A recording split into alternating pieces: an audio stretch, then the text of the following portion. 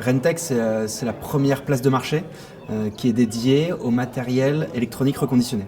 Concrètement, actuellement, on a une croissance très forte du matériel électronique reconditionné et de l'économie circulaire dans ce secteur. En revanche, de l'autre côté, on a des entreprises, des consommateurs qui veulent consommer de manière beaucoup plus flexible. Et donc, comme alternative à l'achat, on a développé une place de marché qui met en relation les fabricants, les reconditionneurs. Cette place de marché, elle permet de louer, donc de payer à l'usage pour les consommateurs. Initialement, on s'adresse aux entreprises car c'est elles qui ont forcément besoin de flexibilité. L'autre point, c'est que en permettant la location du matériel électronique, on est dans l'économie d'usage. Et donc dans cette transition de la possession vers l'usage, ça s'inscrit également dans une démarche éco-responsable qui est importante pour la RSE des entreprises.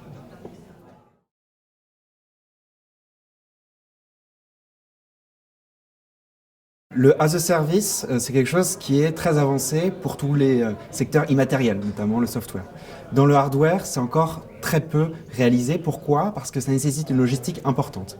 Et donc nous, en mettant en relation des professionnels qui sont capables de réparer les biens et nous, d'avoir une structure forte qui a une assurance, qui permet de gérer les opérations et d'offrir la location très flexible sous la forme d'un abonnement sans engagement et rassurant pour le consommateur, on crée du as a service qui soit éco-responsable pour le hardware et ça, c'est encore très peu présent et c'est amené à se développer rapidement.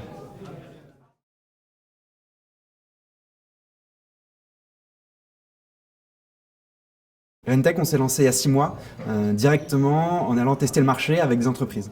Actuellement, on est en train de terminer la plateforme technologique, donc cette place de marché qui permet au consommateur de faire toute son expérience en ligne de manière très simple et qui d'ailleurs a un parcours, une expérience utilisateur radicalement différente des secteurs comme le leasing qui reste encore assez délicat pour le consommateur et assez long. Et donc actuellement, on finit la plateforme technologique, on a une dizaine de clients entreprises et à échéance 6 mois, donc environ début de l'année 2020, on voudrait avoir une cinquantaine d'entreprises clientes et à partir de ce moment-là, être capable d'automatiser notamment toutes les opérations pour pouvoir passer à très grande échelle. Si on regarde encore un peu plus loin, actuellement, donc, pour le matériel électronique, on commence pas le matériel informatique parce qu'il faut y aller pas à pas. On veut s'ouvrir à tout le matériel électronique d'ici 1 an. Et encore un peu plus loin, d'ici 3-4 ans, on pense que le B2C sera prêt. Et donc on veut non seulement faire du B2B, mais aussi dire à tous les particuliers, consommer de façon plus éco-responsable et utiliser plutôt qu'acheter, c'est plus intéressant.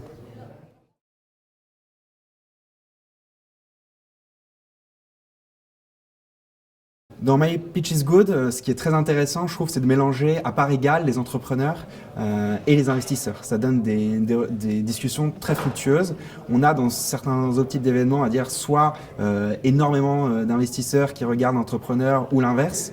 Et dans ce cas-là, on a une relation un peu déséquilibrée. Ici, le fait d'avoir un event networking où on peut autant parler avec beaucoup d'autres entrepreneurs qui rencontrent peut-être des difficultés similaires qu'avoir le point de vue d'un investisseur a rendu les discussions extrêmement intéressantes. Et c'est dans ce point de vue-là, même si on n'est pas actuellement en recherche de fonds, qu'on a trouvé l'échange extrêmement profitable et sûrement bénéfique pour les mois à venir.